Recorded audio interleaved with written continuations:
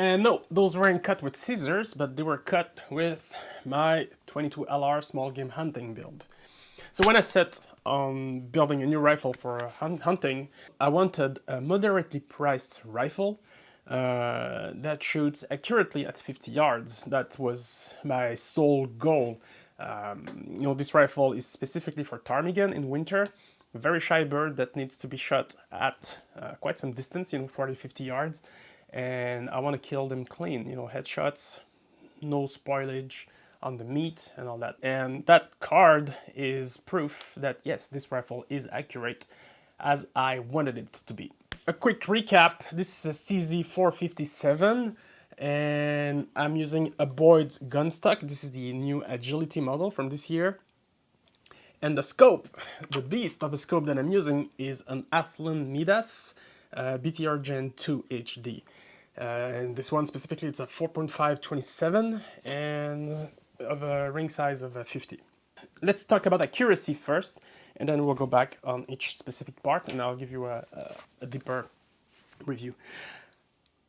Accuracy-wise, I'm super happy. I've shot thousands of ammo, literally thousands, and lots of the various brands.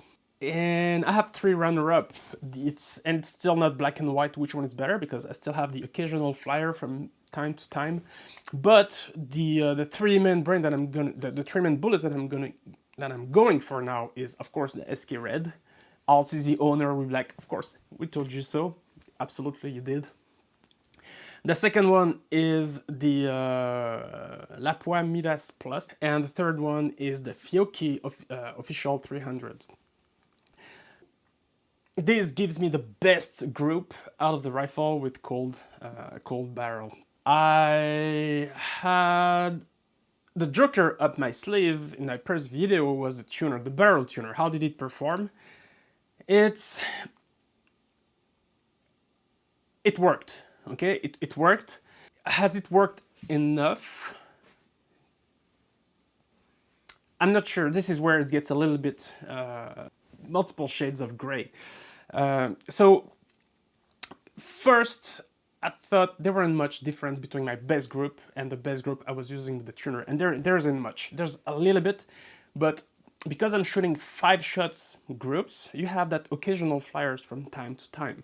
So I can, if we compare some of the best group without the tuner and some of the best group with the tuner, they're about the same, except that the groups are super tight when I'm using the tuner, and then you get that occasional flyer that will have, that goes a little bit left and right. But I think the best use of the tuner is probably to use, I also tried with ammo that my rifle didn't like so much, so for example the CCI Subsonic, and I used the tuner, and I've been able to match my best group with SK Red, for example, with CCI Subsonic and the tuner. So this is great because if one day there's a shortage of SK Red, I know that I can use a second tier ammo and use that tuner to actually, maintain that level of accuracy. So for example here, we have a standard group without the barrel tuner, 583 thousandths of an inch, okay? And using the barrel tuner, so here you see, the setting at various stage, so 0, 1, 2, 3, all the way up. At 8, we're getting something interesting. Right, this is actually quite cool. And I did this, there was like a very strange vertical string, and I was like, what the hell is that? And then I tried again, and I got this group. What I don't like much is the change of point of impact. So, let's all take this with a grain of salt. And here, I guess here the barrel is, getting hot, so the groups really opened up. But you see, there is some difference using the tuner. And when I say that it's kind of match, this here is SK, and this is like center to center, 342 thousandths of an inch. This is one of my when I do base group with SK, this is usually I get. And of course, you have the occasional flyer from time to time. So comparing Subsonic with the tuner and SK without the tuner, But now let's compare SK Red without the tuner and with the tuner. So this is a 5 shots, right? Those are all 5 shots, by the way. So we have a 5 shots here without the tuner, another 5 shots here without the tuner. Then I start playing with the tuner, and here at 1, this is quite tight. You know, if it weren't for that little flyer here, this is really nice. Then I got excited, and I had another group here kind of open up. I assume, you know, the barrel was a little bit hot. I let it cool down, and then I did this group at the same setting. 1 again, super tight. This is like, let's, you know, for sake of this video, let's just ignore the flyer, because I'm sure flyer exists no matter what. But like, if this is insane, this is like center to center. It's 150. No, not even. It's even smaller than this. Yeah, center to center, it's 120 of an inch. So yeah, you know, it does work. Of course, you have the little flyer from time to time, but this is great. Now for hunting, do I need to carry that tuner with me, because, you know, it's adding some weight? Like, without the tuner, I'm getting this. And ptarmigan, 50 yards. Those are 5 headshots right there. Of course, you know, I need to zero my... This was before zeroing the rifle to SK Red. So I did this first shot, then I adjust the scope, and then I hit that group here. So that's pretty cool. So yeah, for hunting, ptarmigan, 50 yards. All 5 are dead. All 5 are dead.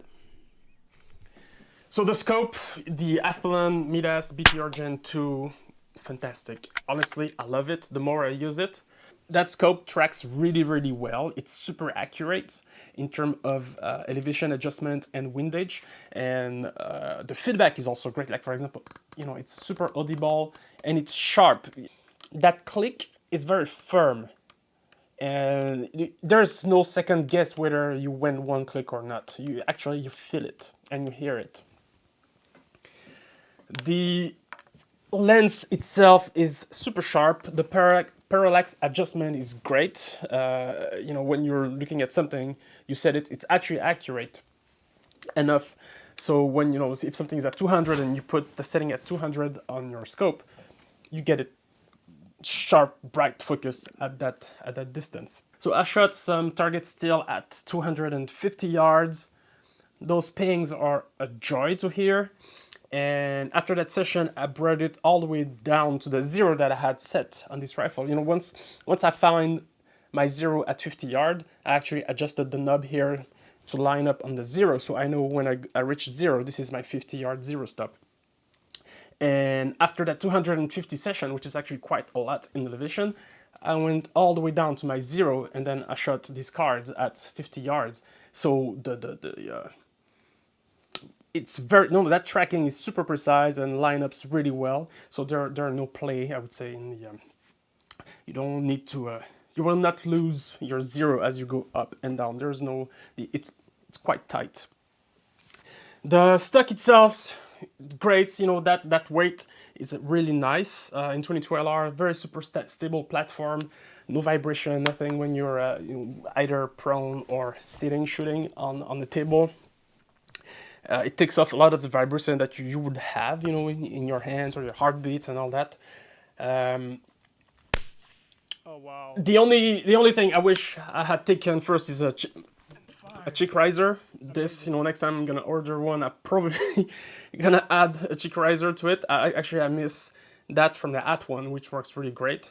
And the other thing also is some engraving on the stock, especially here on the handle. And the reason is 22LR, especially the SK Red, are super oily, a lot of lubricants on them, and when you get these on your hands, with the smooth finish, you know, the varnish, the lacquer finish that you have on these stocks, it gets very slippery and it's not super comfortable, like, you know, to actually hold. But the stock itself is performed flawlessly. It's super stable platform, and again, I think I mentioned it before, but I really like the flat here. When you're shooting on the table, it's actually rests the rifle really nice on the table when you're shooting. So that's it, folks. This is where this one ends. I hope you enjoyed it.